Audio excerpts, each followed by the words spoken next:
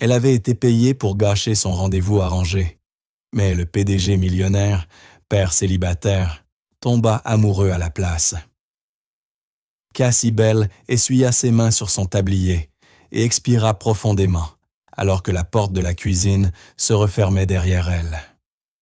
Le bruit familier des assiettes qui s'entrechoquaient et le jazz étouffé de la salle à manger s'effacèrent lorsqu'elle sortit dans la ruelle derrière le Lamar, le bistrot chic où elle travaillait le service du soir. Elle voulait seulement quelques minutes d'air, mais à la place, elle trouva un homme debout là, grand, rasé de près, vêtu d'un manteau camel et de chaussures impeccablement cirées qui n'avaient rien à faire près d'une entrée de service. Ses yeux étaient perçants, professionnels. Il la détailla d'un regard, puis avança sans préambule. « Vous travaillez ici, n'est-ce pas ?» Cassie se figea. « Oui. »« J'ai besoin de votre aide, juste 5 minutes de votre temps. » Il sortit une enveloppe blanche de son manteau. « Et ceci est pour vous. » Elle ne la prit pas. « Qu'est-ce que c'est ?» Il parla d'un ton calme, comme s'il lui proposait simplement d'échanger un service. « Il y a un homme ici ce soir, Julian Cross, table près de la grande fenêtre. Il a un rendez-vous. Je veux que ce rendez-vous échoue. » Cassie le fixa. « Pardon? Quoi? » Il fit un pas de plus. « Vous entrez, vous prétendez être son ex. Vous faites une scène. Dire qu'il vous a menti, qu'il a un enfant, qu'il vous avait promis quelque chose, ce que vous voulez. Juste assez pour mettre fin au rendez-vous avant qu'il ne commence. » Elle cligna des yeux. « Pourquoi moi? Vous travaillez ici. On vous laissera passer. Personne ne se méfiera. Et je vous paie 3 000 $ pour 5 minutes de théâtre. » Il tendit l'enveloppe à nouveau. Cassie hésita. Son cœur battait à ses tempes. 3 000. Assez pour couvrir l'admission de sa mère à l'hôpital qu'on venait de lui annoncer 1 heure plus tôt. Les mots de l'infirmière résonnaient encore dans sa tête. « Nous ne pouvons pas commencer le traitement sans acompte. » Elle prit l'enveloppe.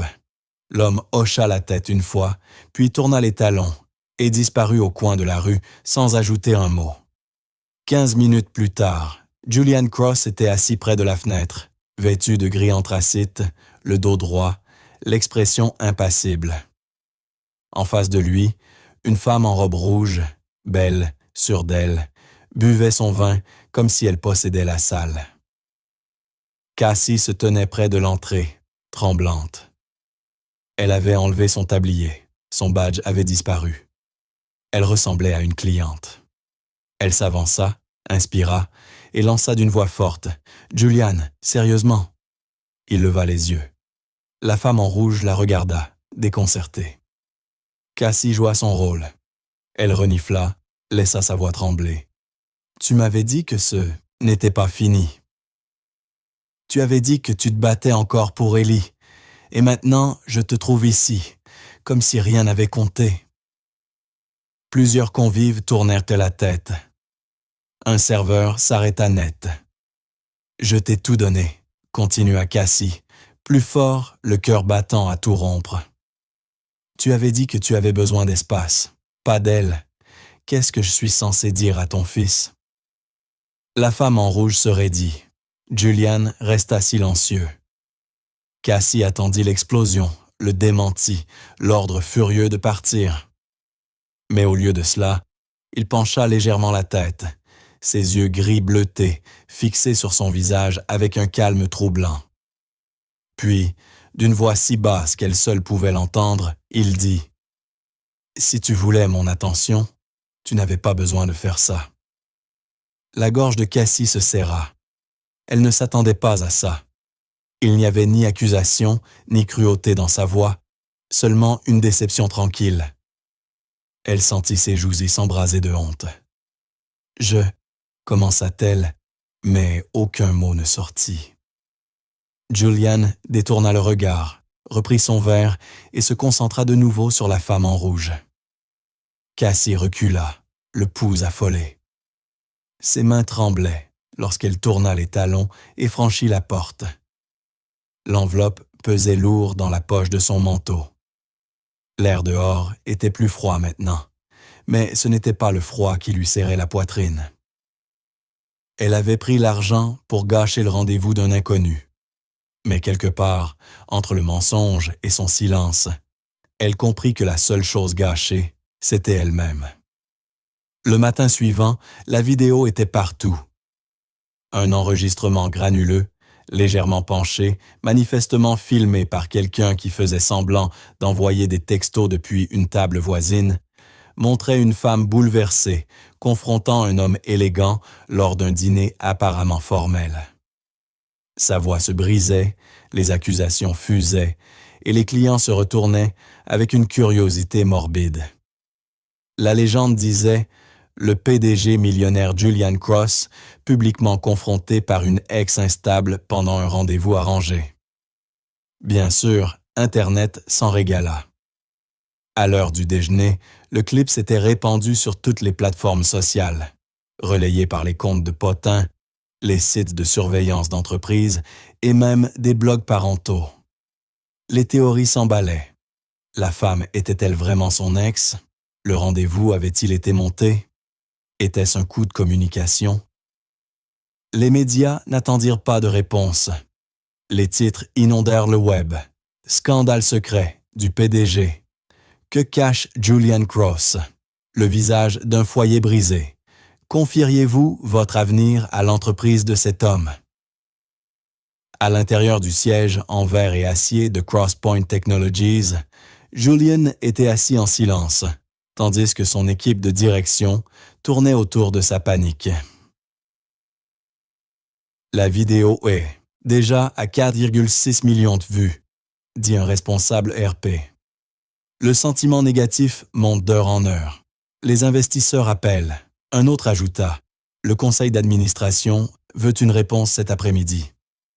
Julian ne broncha pas, mais à l'intérieur, il bouillonnait. Pas contre les médias, pas même contre la femme de la veille. Pas encore. Ce qui le blessait le plus, c'était Ellie. Ce matin-là, son fils de 6 ans avait demandé « Pourquoi les gens parlent de toi sur l'ordinateur de maman ?» Julian n'avait pas eu de réponse. Ailleurs dans la ville, Cassie Bell était assise sur le bord de son lit, son téléphone illuminé par les mêmes gros titres viraux. Elle n'avait pas besoin de cliquer. Elle reconnaissait la miniature de la vidéo, son visage en pleurs, Julian figé sous le choc. Elle se sentit nauséeuse. C'était un job, une décision stupide, désespérée. Maintenant, c'était un incendie. Elle avait essayé de le contacter, envoyé un email à l'entreprise. Elle avait même déposé une note manuscrite à la réception de CrossPoint, sans la signer, incapable d'y mettre son nom. Rien en retour. Pas même un accusé de réception automatique. Elle ne pouvait pas lui en vouloir. Une semaine plus tard, Julian devait assister à la signature d'un important contrat gouvernemental qu'il avait mis plus de 2 ans à décrocher. Cela devait être une simple formalité discrète. À la place, à son arrivée, une foule de journalistes assiégea l'entrée. Les micros scintillaient, les questions fusaient de tous côtés. Monsieur Cross, un commentaire sur la vidéo virale. Votre vie personnelle affecte-t-elle vos décisions professionnelles? Ce rendez-vous était-il monté de toutes pièces ou s'agit-il d'un comportement récurrent? Quelqu'un murmura dans la foule.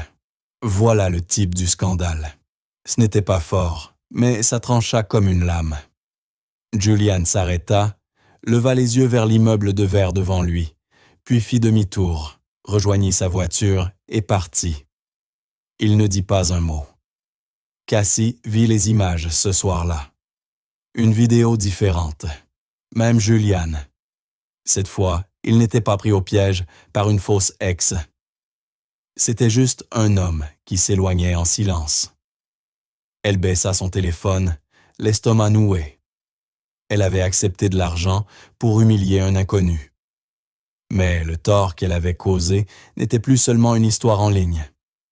Il avait un visage, un nom, un petit garçon qui avait posé des questions sur son père.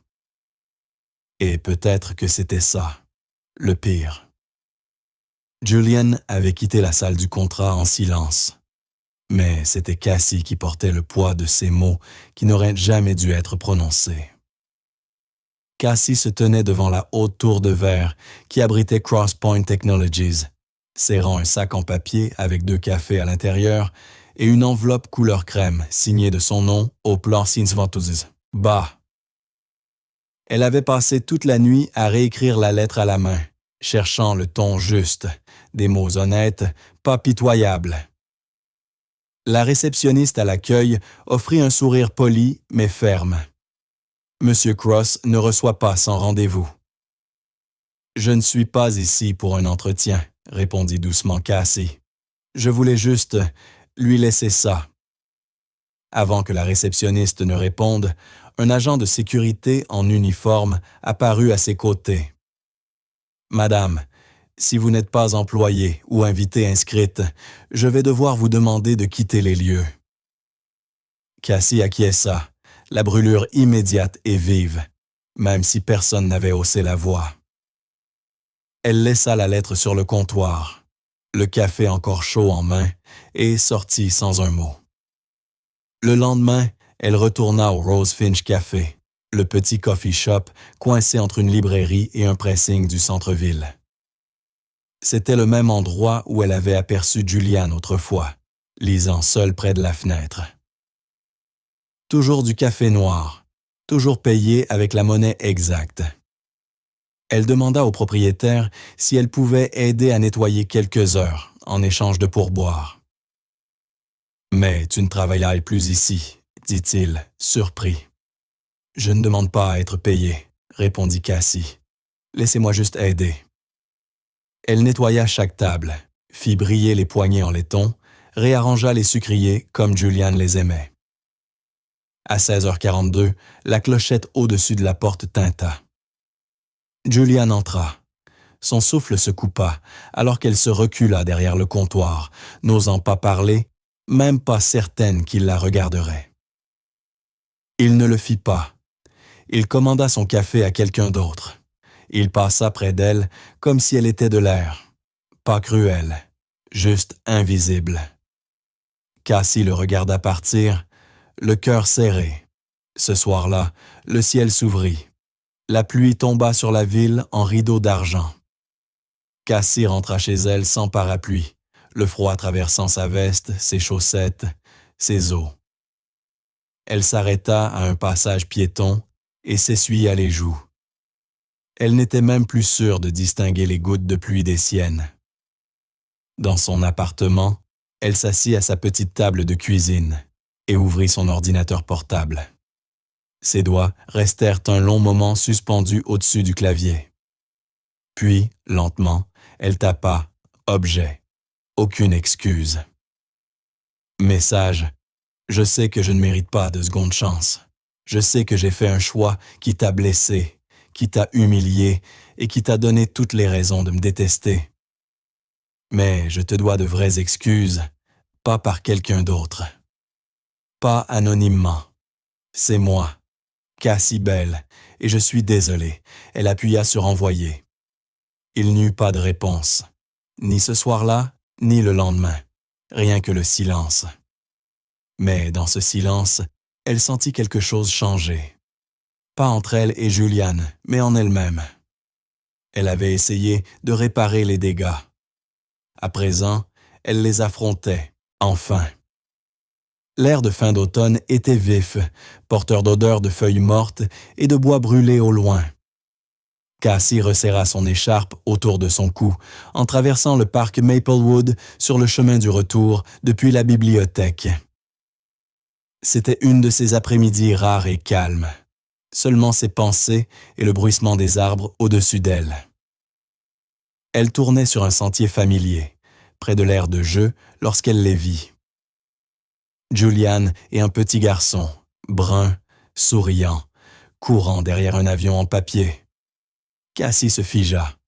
Elle n'avait vu Julian qu'en salle de réunion, dans les gros titres, ou au fond d'un café, feignant de ne pas la remarquer.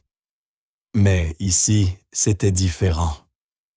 Son manteau était jeté sur un banc, ses manches retroussées. Il riait.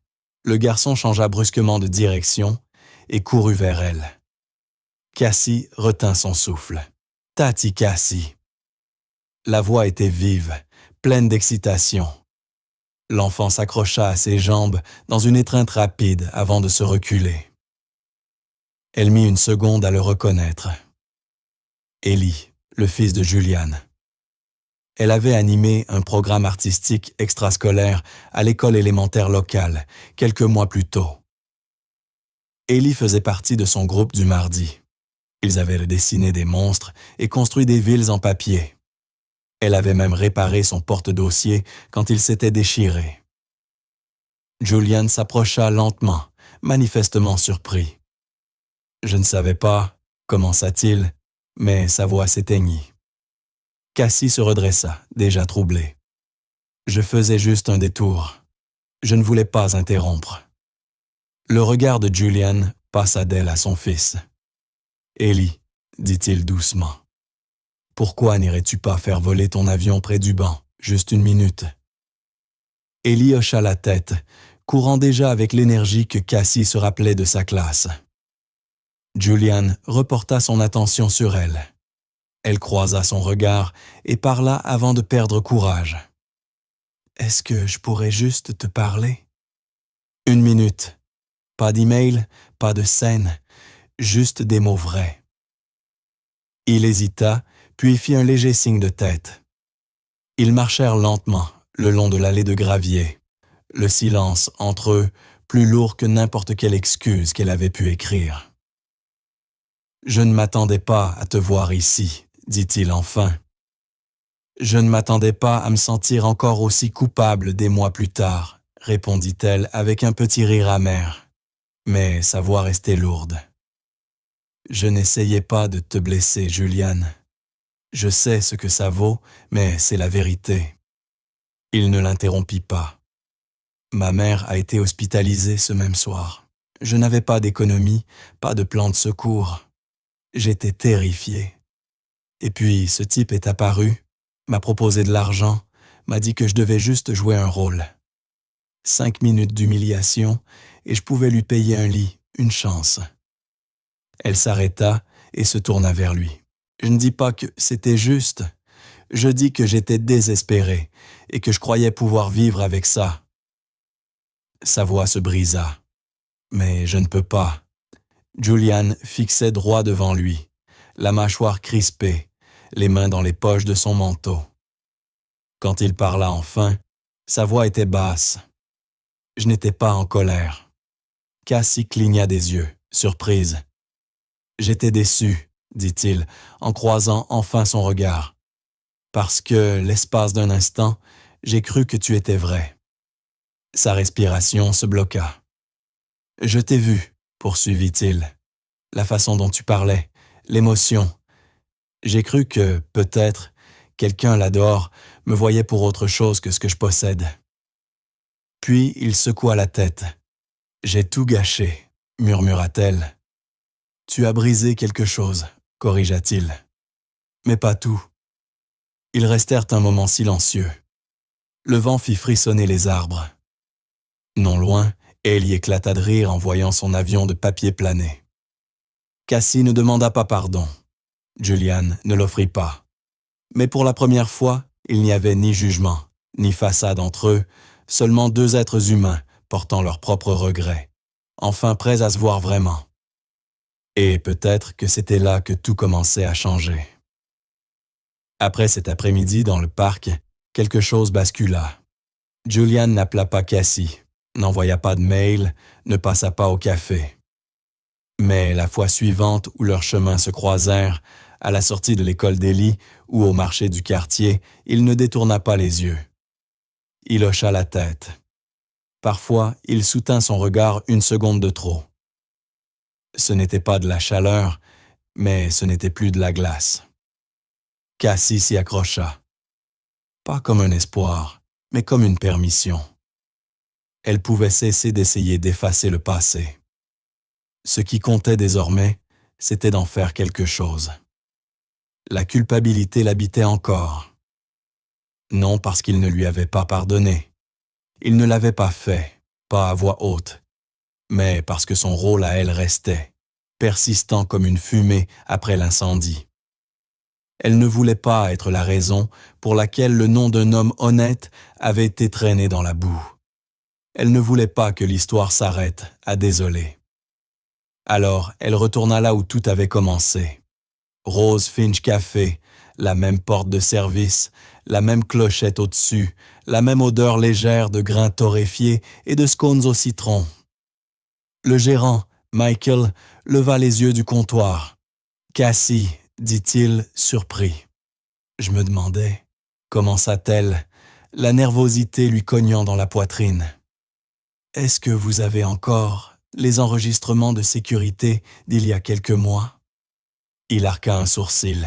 « De quel jour ?» Le 12 octobre, vers 6h30 du matin. Il y avait un homme. Il m'a abordé derrière le café, manteau couleur chameau. Il m'a donné une enveloppe. Michael hocha lentement la tête. Je me souviens de l'histoire. Vous étiez la femme de la vidéo, n'est-ce pas? Avec Julian Cross. Cassie déglutit. Oui. Il ne la pressa pas. Il fit plutôt un geste pour qu'elle le suive dans le bureau du fond. Ça sentait le papier et l'espresso brûlé. Il tapa quelques touches sur l'ancien ordinateur, parcourut des dossiers. Les minutes passèrent, puis enfin, l'image apparut. La vidéo en noir et blanc montrait un homme s'approchant d'elle derrière le café. Pas de son, mais l'image était nette. Il lui tendait une enveloppe, parlait brièvement, puis s'éloignait rapidement, en jetant un regard derrière lui. Cassie fixa l'écran, les mains crispées sur ses genoux. Michael se renversa sur sa chaise. « Vous voulez une copie? »« Oui, s'il vous plaît. » Ce soir-là, Julian ouvrit sa porte avec un froncement de sourcils. Cassie se tenait là, une clé USB à la main. « Je ne suis pas là pour parler, » dit-elle doucement. « Regardez juste ça, puis décidez ce que vous voulez faire. » Il ne l'invita pas à entrer, mais il ne ferma pas non plus la porte. Elle plaça la clé dans sa paume et partit. 1 heure plus tard, Julian était assis dans son bureau, la vidéo tournant en boucle sur son ordinateur portable. Il la regarda encore et encore, la posture de l'homme, l'enveloppe, l'hésitation de Cassie avant de la prendre. Julian s'adossa, ferma les yeux et murmura pour lui-même. « Je savais que tu n'étais pas ce genre de personne, mais j'avais besoin de le voir de mes propres yeux. » Le lendemain matin, son avocat entra dans son bureau. « Trouvez-le, » dit Julian, « l'homme de la vidéo. Je veux un nom. Discrètement. » Il fallut 2 semaines, mais ils y arrivèrent.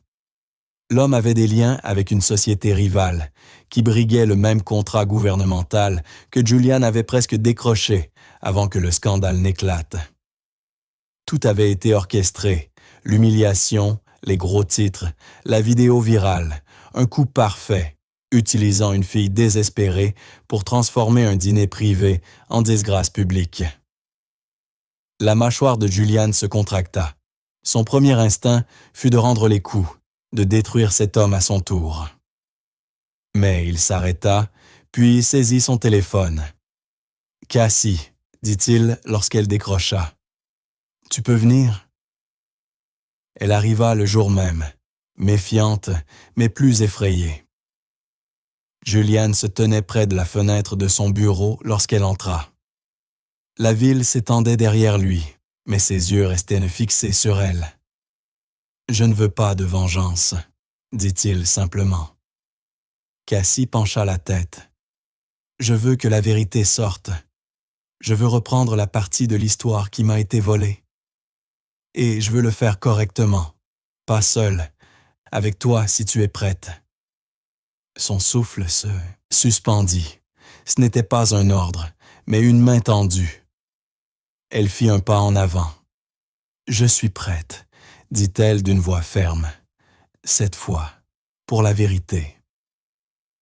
Ils se serrèrent la main, non plus comme l'homme qu'elle avait trahi et la fille qui tentait de réparer, mais comme deux personnes décidées à écrire ensemble une meilleure fin.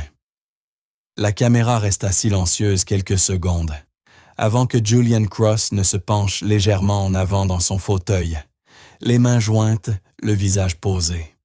« Ce sera la première et la dernière fois que je parle de ce qui s'est passé, » commença-t-il, la voix calme mais assurée.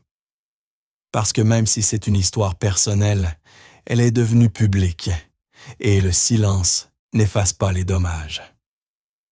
En face de lui, Cassie était assise, les mains posées doucement sur ses genoux. Pas de maquillage, pas d'éclairage étudié, juste elle, en gris doux et en force tranquille. La vidéo fut publiée le lendemain matin, à la fois sur la plateforme interne de l'entreprise et sur ses canaux publics. Elle durait à peine 7 minutes. Julian parla le premier. Il ne cita pas de nom, ne désigna personne. Il ne diffusa pas non plus la vidéo virale. Il posa simplement les faits. Il y a eu une tentative orchestrée pour salir ma réputation en utilisant un dîner privé comme scène, dit-il. Mais cette histoire ne concerne pas ce qu'on m'a fait. Elle concerne ce que les gens font lorsque le désespoir rencontre l'opportunité et comment nous choisissons d'avancer quand le pire est déjà derrière nous. Il marqua une pause. Personne ne devrait avoir à choisir entre la survie et la dignité. Puis ce fut le tour de Cassie. Elle ne baissa pas les yeux vers des notes. Elle n'essaya pas de pleurer. « J'ai fait un choix que je regrette », dit-elle simplement. « Pas parce que j'ai été démasquée, pas parce que j'ai blessé quelqu'un de puissant, mais parce que j'ai laissé la peur dicter quel genre de personne j'étais prête à devenir. » Sa voix ne trembla pas, mais portait un poids. « Je ne m'attends pas à ce que les gens oublient ce que j'ai fait. Je demande seulement à ne pas être défini par mon erreur, mais parce que je choisis de faire après. » La vidéo s'arrêta là. Pas de musique dramatique, pas de logo, juste une longue pause sur leurs silhouettes côte à côte, puis un fondu au noir. La réponse fut écrasante. À l'interne, le conseil d'administration de Julian publia un communiqué saluant sa transparence et son leadership fondé sur des valeurs. En public, les médias passèrent du scandale à la rédemption. Les titres changèrent de PDG déchu à leçon magistrale de courage entrepreneurial. Mais la plus grande surprise vint des gens ordinaires, des lettres, des courriels, des commentaires. Certains racontaient les moments où ils avaient dû faire des choix impossibles pour leur famille. D'autres parlaient de leur propre seconde chance et de la gratitude qu'ils éprouvaient envers ceux qui les leur avaient offertes.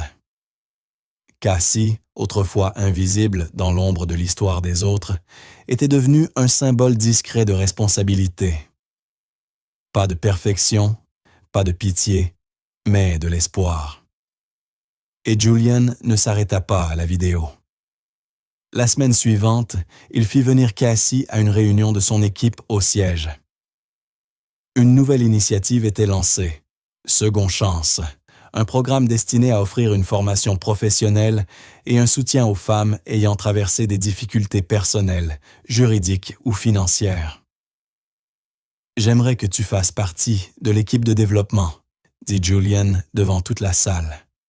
Pas comme symbole, mais comme quelqu'un qui comprend ce que signifie réellement recommencer à zéro. La respiration de Cassie se suspendit. L'offre était réelle, et son poids l'était tout autant. Elle regarda autour de la table, les visages qui l'observaient, puis revint vers Julian. « J'accepte », dit-elle simplement. « Pas pour toi, pour les femmes comme moi. » Dès ce jour-là, elle vint 3 jours par semaine. Elle posait des questions, construisait des modules, collaborait avec des conseillers. Elle n'était pas seulement membre de l'équipe, elle contribua à donner au programme une dimension profondément humaine. Et de temps à autre, Ellie passait au bureau après l'école, son sac à dos oscillant, les joues rougies. « Bonjour, mademoiselle Cassie », lançait-il en se précipitant pour l'embrasser. « Salut, champion », répondait-elle en se baissant à sa hauteur. « Tu as de nouvelles histoires à me raconter aujourd'hui ?» Il en avait toujours. Il s'asseyait à côté d'elle avec un marqueur et un bloc-notes, dessinant des héros et des dragons, demandant son avis, tandis que Juliane rencontrait les membres du conseil ou examinait les budgets à proximité. Ces après-midi étaient le simple, ordinaire, et pourtant, ils semblaient précieux, comme un commencement qui n'avait pas besoin d'effacer le passé, mais seulement de construire mieux à partir de lui. Un jeudi soir, Cassie frappa doucement à la porte de Juliane, un livre de poche usé à la main. Ellie l'avait oublié au bureau plus tôt dans la semaine, un livre parlant de chouettes bavardes et de forêts magiques qu'il avait insisté pour qu'elle lise aussi. Elle aurait pu le rendre le lendemain, mais une partie d'elle avait voulu venir ce soir. Juliane ouvrit la porte avec un doux « salut », s'écartant pour la laisser entrer.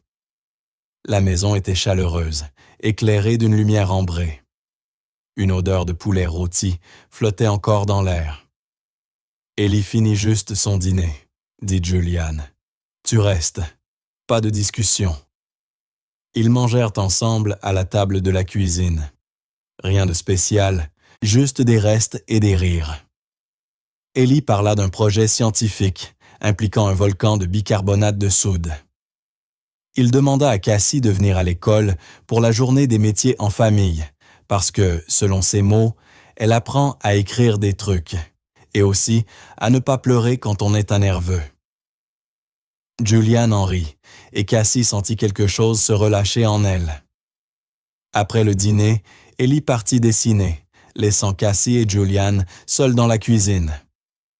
Ils firent la vaisselle côte à côte, manches retroussées, les mains couvertes de savon et de souvenirs. Cassie essuya une assiette et le regarda. « Tu penses parfois à quel point nous avons failli abandonner ?» Juliane hocha lentement la tête en rinçant un verre.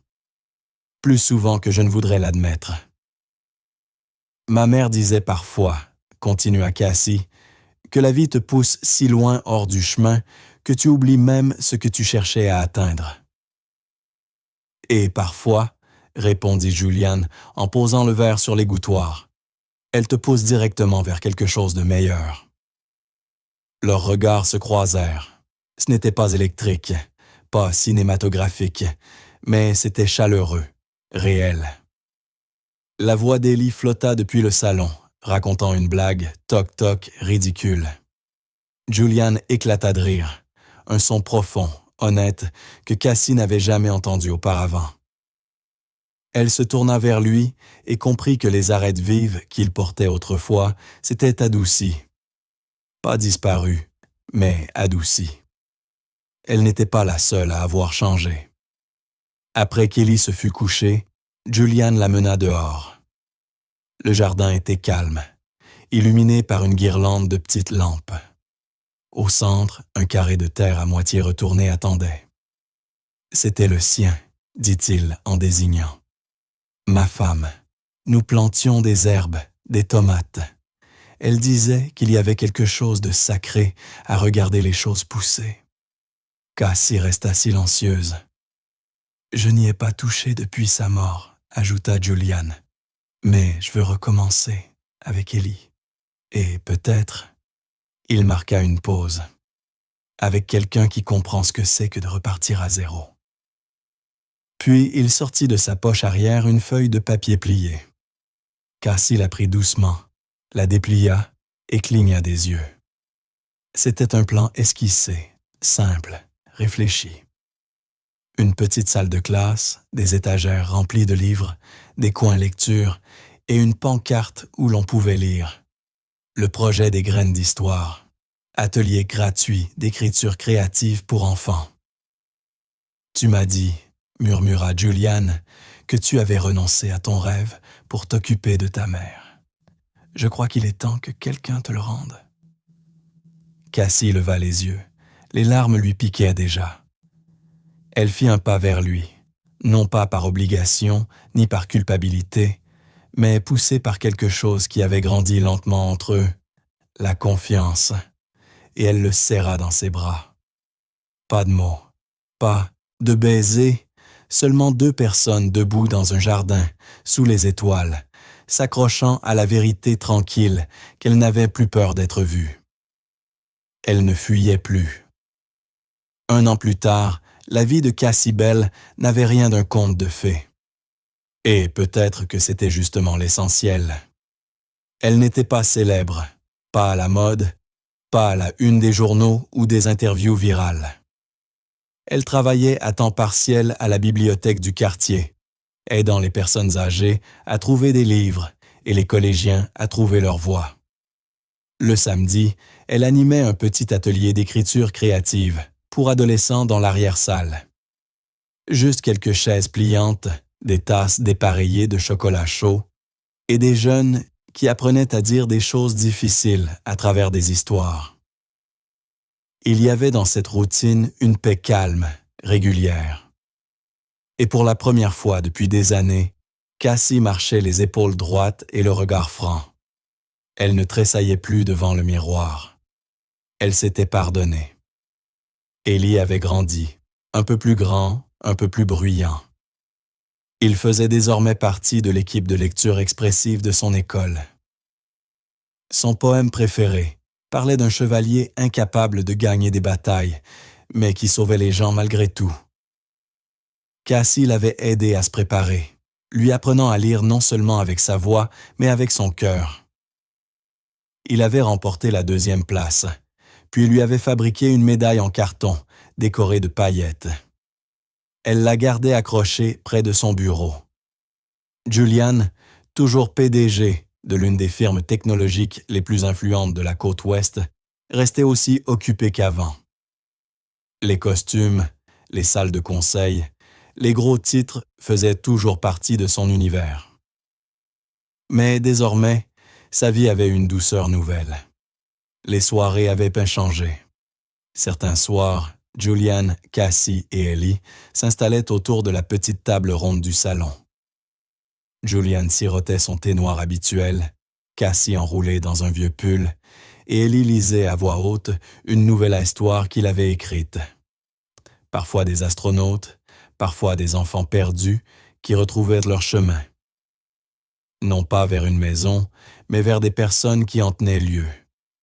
Il n'y avait ni grande déclaration, ni musique dramatique en arrière-plan.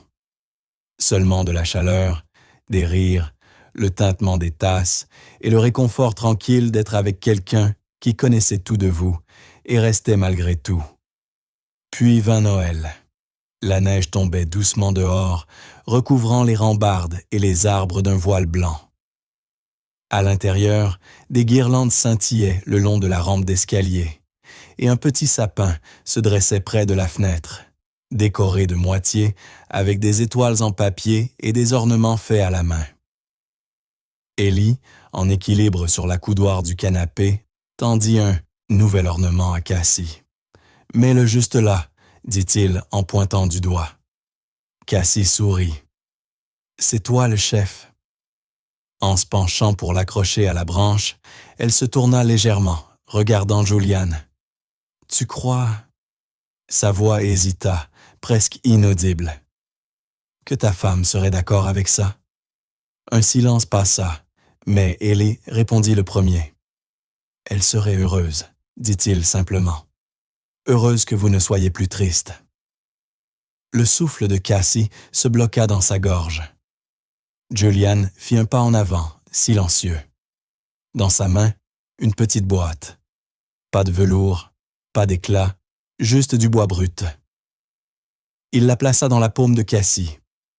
À l'intérieur, une bague, modeste, ancienne, usée sur les bords. Une pièce de famille, celle de sa mère autrefois. « Je ne veux pas du parfait, » dit-il d'une voix basse. « Je veux du vrai. » Et ça me paraît vrai. Cette fois, Cassie ne pleura pas. Elle hocha simplement la tête, les yeux pleins, les mains fermes.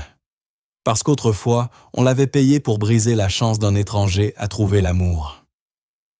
Mais d'une manière ou d'une autre, au milieu d'un moment brisé, elle avait réécrit une vie entière, la sienne, celle de Juliane et celle d'un petit garçon, avec rien d'autre que la vérité. Et c'était plus que du vrai. C'était un foyer. Merci d'avoir suivi ce voyage de seconde chance, de rédemption silencieuse et d'un amour qui grandit, non pas dans la perfection, mais dans la vérité. Si cette histoire a touché votre cœur, vous a fait réfléchir, ou vous a rappelé que même les débats brisés peuvent mener à de belles fins, n'oubliez pas de vous abonner à ma chaîne. Et si vous pensez que plus de personnes ont besoin d'histoires comme celle-ci, des histoires qui guérissent, qui adoucissent, qui rappellent le bon chez les autres, cliquez sur le bouton « Soutien » pour montrer votre appui. D'ici là, restez bienveillants, restez ouverts, et ne cessez jamais de croire au pouvoir tranquille de la compassion. On se retrouve dans la prochaine histoire.